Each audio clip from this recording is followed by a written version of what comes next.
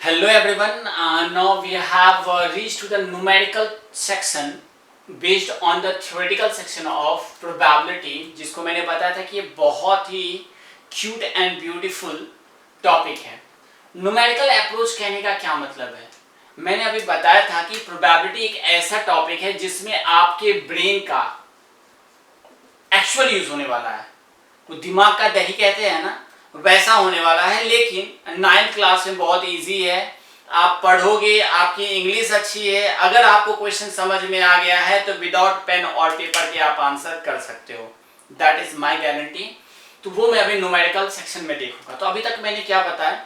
What is probability? Anything that is likely to occur is called as a probability. Probability मैंने कुछ terms बताए थे, like events, any action that is to be perform for finding some kind of events. And trial is something, trial actually मैंने action के हिसाब से मैंने trial बताया था, इवेंट्स बताया था, आउटकम बताया, रिजल्ट बताया था। और बेस्ड ऑन व्हाट प्रोबेबिलिटी और इंपीरियल प्रोबेबिलिटी हम कैलकुलेट करते थे। इवेंट्स के लिए पहले मैंने ट्रायल बताया था। Trial means some action that is to be perform, right, based on which some event is to be occurred, and finally the exact event that has been happened is called as my outcome.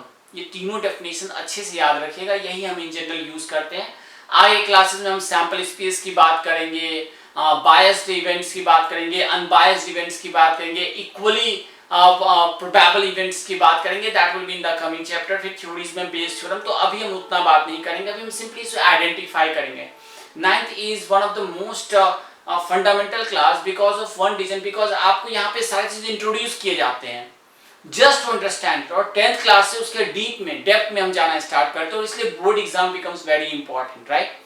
तो हम probability में numerical approach की बात करें, how to solve a question. Problem दिया हुआ रहेगा in terms of statements, उसके बेसिस पे आपको दो चीजें सिर्फ देखनी है। पहला, कोई भी पर्टिकुलर इवेंट जिसके बारे में बोल रहे वो कितना हुआ, और टोटल नंबर ऑफ इवेंट्स कितने हुए थे। जैसे मैंने बताया कि मैं अगर क्वाइन फेंकता हूं तो या तो हेड आएगा या टेल आएगा, ये टोटल नंबर ऑफ इवेंट्स हो गए। उसमें से हेड या टेल का आना मेरा एक आउटकम देता है। तो हेड आने का आउटकम की प्रोबेबिलिटी 1/2, मतलब total event that one head has come is 1 by total number of events. तो इसी के बेस पे हमने फॉर्मूला एक्वायर किया है कि number of trial in which the event happened by total number of trials. मतलब हम बोल रहे हैं कि अगर मैंने सिक्का उछाला तो मेरे दिमाग में पहले चलना चाहिए हेड आएगा या टेल। उसमें से हेड आने के क्या चांसेस हैं? ऑब्वियसली 2 आएगा, हेड या टेल, तो 2 हो गया। उसमें से हेड एक बार आ सकता है तो 1/2। तो number of trials in which that event, मतलब हेड कितनी बार हुआ, तो एक बार। टोटल नंबर ऑफ ट्रायल्स 2 बार। वैसे ही मैंने ऐसे सिक्का फेंका, उससे पूछा ट्रायल होने की क्या संभावना है, तो टोटल नंबर ऑफ इवेंट्स कितना होगा, ट्रायल्स कितने होंगे, हेड और टेल। Is that clear? उसमें से टेल एक बार आएगा, इसलिए 1/2। ठीक है। लाइकवाइज मैंने डाइस के बारे में बताया था। Now coming to the question, क्योंकि प्रॉब्लम में समझ में आ गया कि मुझे स्टेटमेंट्स दिए हुए होंगे, कुछ हो रहा होगा, उसमें से वो क्या पूछना चाहता है बस ये पकड़ना है। इसमें कोई मेथड नहीं है, क्या दिया हुआ है और क्या निकालना है, that is the only thing that you need to know. और उसमें से कैलकुलेट क्या करना है, पहले देखना number of trials in which, जो निकालना है वो कितनी बार हुआ है। फाइन, पहला जो निकालना है वो कितनी बार हुआ है, और टोटल नंबर ऑफ जो हम ट्रायल किए हैं वो कितनी बार हुआ है। समझ में आया? ट्रायल मींस एक्शन, जो आप किए हैं उसमें क्या एक्शन हुआ। तो उसमें एक्शन हुआ, जैसे डाइस फेंके तो 1 2 3 4 5 6 हुआ, फेंके 1 2 3 4 5 6, उसमें से 6 कितनी बार आएगा, एक ही बार फेंको तो 6 एक ही बार आएगा ना, कि एक बार नहीं 4 5 बार आ जाएगा, एक ही बार आएगा तो 1/6। उसके बेस्ड हम न्यूमेरिकल्स।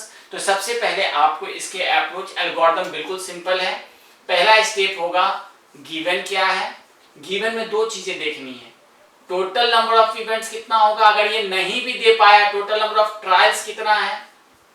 अगर ये नहीं भी दिया है तो आपको आइडेंटिफाई करके रखना है। जैसे हेड फेंके, कॉइन फेंकेंगे तो 2 ट्रायल आएगा, 2 कॉइन फेंकेंगे तो 2 दूनी 4 आएगा, डाइस फेंकेंगे तो टोटल कितना नंबर ऑफ इवेंट होगा, 6 होगा। उसमें से कोई एक पर्टिकुलर चीज होने की संभावना कितना होगी, 1/6 होगा। तो ये आपको समझना है।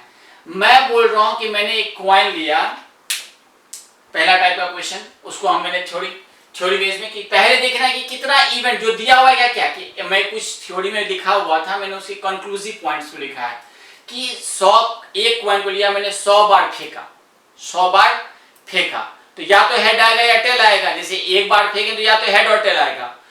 1000 बार फेंकने के बाद उसमें से बोलता है 455 बार हेड आया और 545 बार टेल आया।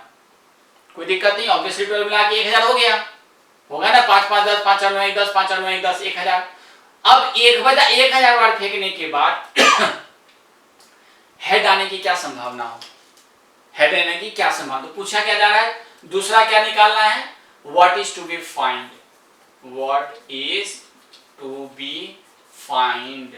और ये बिल्कुल आपको दिया हुआ रहेगा। तो हेड आने की क्या संभावना होगी, टोटल को, टोटल इवेंट कितना हो गया, total trials in which the event occur तो 445, तो 445 बाय 1000। अब इसमें से बोलेगा 1000 बार जब हम कॉइन फेंके उसमें से टेल आने की क्या संभावना, तो 545 बार, तो 545 बटे 1000। मैंने बोला था ना ये तो आप बिना पेन पेपर के ही बता सकते हो। अब दूसरा इवेंट कर रहे हैं, हम बोल रहे हैं कि हम 2 कॉइन फेंके हैं, कितना, 2 कॉइन 500 बार, कितना बार, 500 बार। तो 2 कॉइन फेंकेंगे तो हेड हेड आएगा, फेंके 2 कॉइन से फेंके, या तो दोनों पे हेड हेड आ जाएगा, एक पे हेड आएगा दूसरे पे टेल आएगा, एक पर टेल मतलब पहले वाले पे टेल आ जाएगा दूसरे पे हेड आ जाएगा और दोनों पे टेल आएगा। ये 4 संभावना है राइट। तो इसके बेस पे बोलता है कि बताइए दोनों बार हेड आने में 105 टाइम आया, एक टाइम हेड आने पे 275 और एक बार भी हेड नहीं आने पे 125। तो अब ये पूछेगा कि बताओ हेड एक बार भी नहीं आने की क्या प्रोबेबिलिटी होगी, तो हेड नहीं आने की 125 और टोटल कितना हुआ था 500, हो गया आंसर। पूछेगा कि दोनों हेड आने की क्या संभावना है, 105 बटे 500। एक हेड आने की क्या संभावना है, 275 बटे 500। अरे जो पूछेगा बस क्वेश्चन में देख लेना, उसके हिसाब से आंसर देना है, ठीक है। लाइकवाइज इसमें आपको दिया है कि हम एक नंबर टेलीफोन बूथ से नंबर उठाएं 200। जैसे मैं बीएसएनएल में काम करता हूं, मैंने 200 नंबर का उठाया।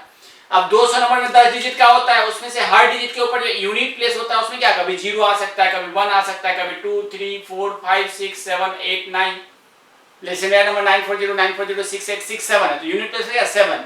तो 7 कितनी बार आ रहा है, 28 बार आ रहा है। तो उसी तरह से बोल रहा है कि यूनिट प्लेस पे 6 आने की क्या प्रोबेबिलिटी होगी।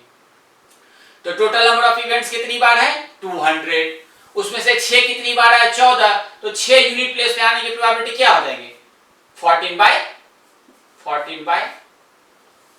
200। ज्यादा दिमाग लगाने की जरूरत नहीं है, क्या दिया हुआ है क्या पूछ रहा है, दो ही बेसिस से पूछे, या तो लैंग्वेज बेसिस पे ऐसे दे दिया जाएगा या एक टेबल बना करके दे देगा। जो टेबल में बोलेगा वहां पे जाके हाथ रखना है। टोटल नंबर ऑफ इवेंट वो लैंग्वेज में ही बता चुका होगा, जैसे बता दिया कि भाई 200 टेलीफोन नंबर, बता दिया 500 बार हम 2 कॉइन को उछाले, 1000 कॉइन एक बार उछाले। तो कुल मिलाकर के इसके स्ट्रैटेजिक में खत्म करता हूं इससे बताते हुए, सबसे पहले क्वेश्चन को स्पेसिफिक रीड करें, लिखें, प्रॉब्लम समझ में आ गया, because first thing is to understand the problem, 50% solution is already there. उसमें से दिया हुआ क्या है, टोटल नंबर ऑफ इवेंट्स कितने बार हुए हैं, जैसे यहाँ पे 1000 बार, यहाँ पे 500 बार, यहाँ 200 बार। उसमें से जो आउटकम पूछ रहा है वो कितनी बार हुआ है, जो आउटकम पूछ रहा है वो कितनी बार हुआ है। फिर से बोल रहा हूँ, जो पूछ रहा है टेबल में या किसी क्वेश्चन में वो कितनी बार हुआ है, बस वो बोलना है और डिवाइड बाय टोटल, बस।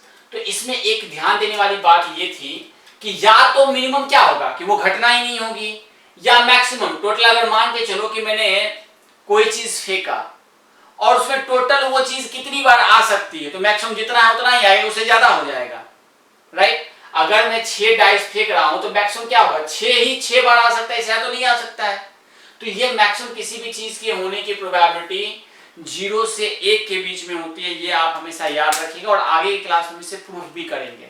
फिलहाल आप ऐसे याद रखें कि मैच बारिश हो रही है, मैच होने की संभावना क्या है, या तो मैच नहीं होगी या मैच होगी, या मैच कम ओवर का होगा।